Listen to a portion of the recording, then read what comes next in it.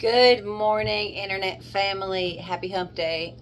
It's the middle of the week. I hope pray everyone is having a magnificent week so far.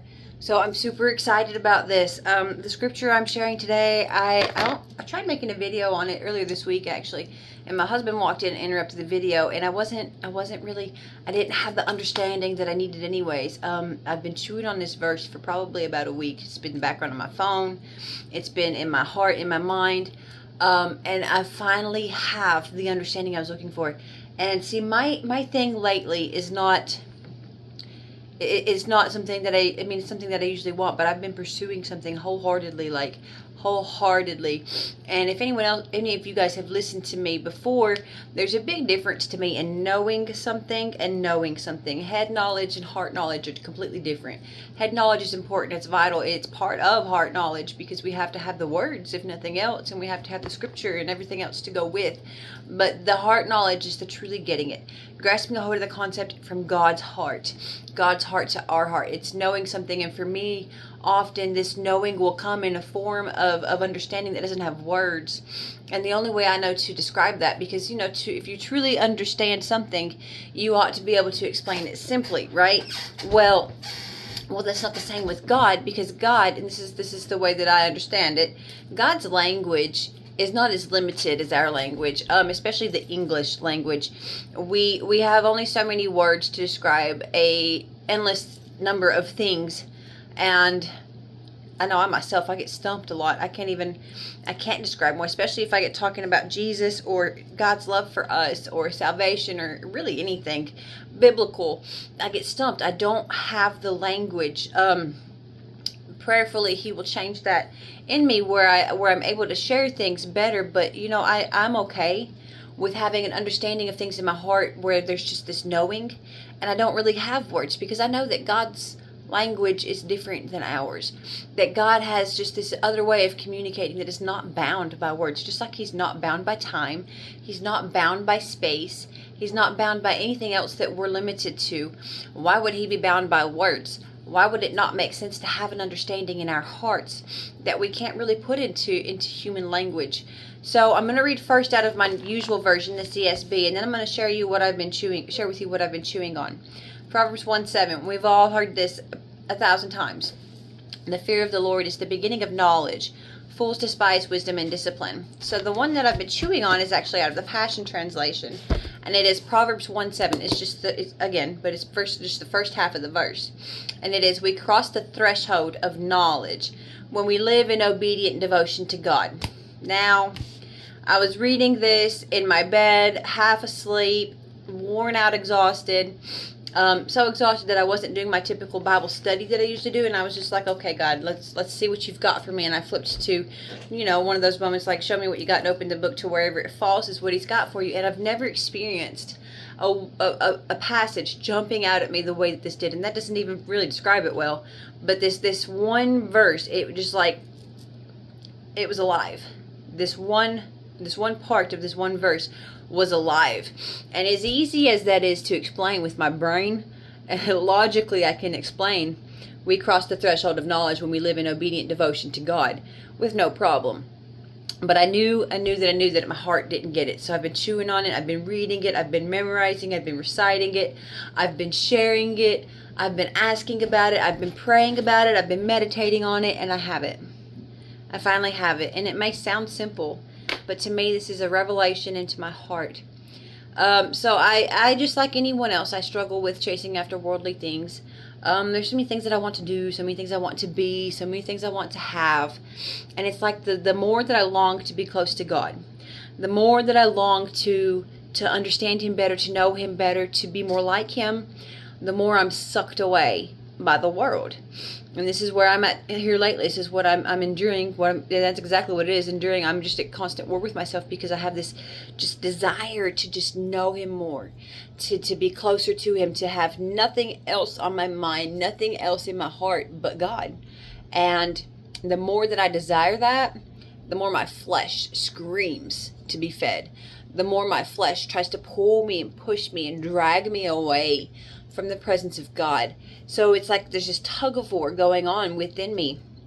And that's where I've been meditating on this verse, is in the midst of all that, like this constant, well, here I am feeding my flesh again. Now I'm disappointed. God, I want to be close to you. God, show me your heart. And this has been me all week. I'm a little tired. So I was just meditating and praying through this portion of this scripture on my prayer journal. And I've got it. So I'm just going to share with you exactly what I wrote. I will gain the understanding that I seek, the kind of understanding that comes from the heart that I cannot even put into words, because your language is more than mine. An unshakable knowing in my heart when I can truly die to myself and follow you selflessly, not concerned with any of the things my flesh craves or my natural circumstances, devoted only to your heart and pursuing it with every ounce of my being. So we cross the threshold of true knowledge when we live in obedient devotion to God. Obedient devotion. I guess with devotion would come obedience. And that's the main two words for me, would probably be the obedient devotion, because for me to stay devoted, I have to remain obedient, which is a choice, which is a decision not to give in to my flesh, which is a constant battle for probably any of us, but I know it is for me. It's a constant battle for me to choose to be obedient to God instead of choosing to follow the world. So in order to be devoted, I have to remain obedient. If I'm not obedient to God, I'm not going to be devoted to Him, because I'm going to be following the world, which is going to leave me devoted to the world. And I've been there. I don't like it there, and I don't like me when I'm there. Crossing the threshold of true knowledge. So to me, that's a beautiful picture, because to have true knowledge, that would imply to me that I know something all the way, like that I truly I know. There's no doubt. There's nothing I'm missing. There's nothing else to be learned. And crossing the threshold of something, that makes me think that you haven't just arrived, but you're in it. You're in the door. You now dwell there. You stay there. You live there. So I want to cross the threshold of knowledge, which means that I need to live in obedient devotion to God, which means that if I want to gain that understanding, I need to die to myself. Not just once. It's not just a one-time thing. It's an every moment of everyday sacrifice of whatever it is that my flesh is telling me that I need. Because honestly, I probably don't need any of the things that my flesh tells me I need. I've got everything I need and then some. And then I will have the unshakable knowing in my heart that I may or may not be able to put into words. Especially if I'm talking to God, I don't actually need words talking to God, because He understands me no matter what I'm saying or not saying. But I must die to myself and follow Him selflessly. Follow Him as if it's Him that I'm following, not me. And I think I've been pretty good at that over the years, following Him when really it's me that I'm following. I'm following Him on my terms. I'm following Him in the way that suits me. And that's not actually following Him. Following God is following God selflessly. Laying down our lives, laying down our desires, laying down our needs even, and allowing Him to provide as we just follow Him, like the disciples did with Jesus. They laid down everything they had, they laid down everything they needed, and followed Him. Sounds reckless, except for we don't see the disciples ever needing for anything. Just like when we follow God in that way, He does the same thing for us.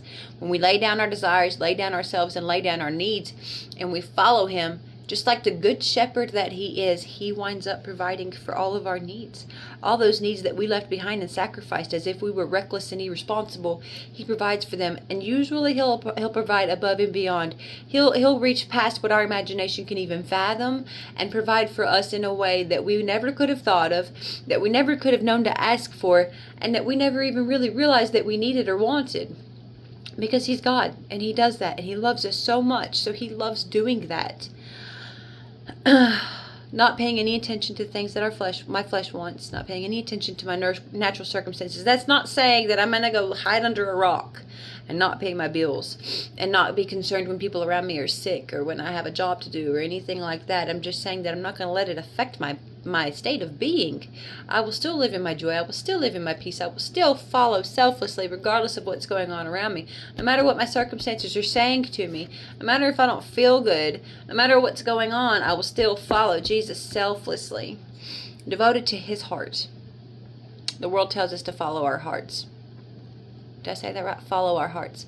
But that's not what God says. You know, the heart that I want to follow is His. And I just pray, I pray, and I pray, and I pray that in following His heart, I wind up following mine, because I have allowed Him to help me get my heart aligned so perfectly with His that following His and my heart looks the same. It's the same thing, because our hearts are so perfectly aligned. I can't say that's where I'm at today. My heart still has things in it that I work daily on letting Him get out and me not putting back in. But we're not supposed to follow our heart. Our heart is wicked. The Bible tells us that our heart is wicked and we cannot trust it. And if we believe the heart is where our feelings come from, then I guess we really can't trust it, because we know not to live out of our feelings. So I'm just going to read that one more time for you guys. Proverbs 1:7, the first half of it out of the Passion Translation, is we cross the threshold of true knowledge when we live in obedient devotion to God. You guys have a wonderful rest of your week. I love you all very much.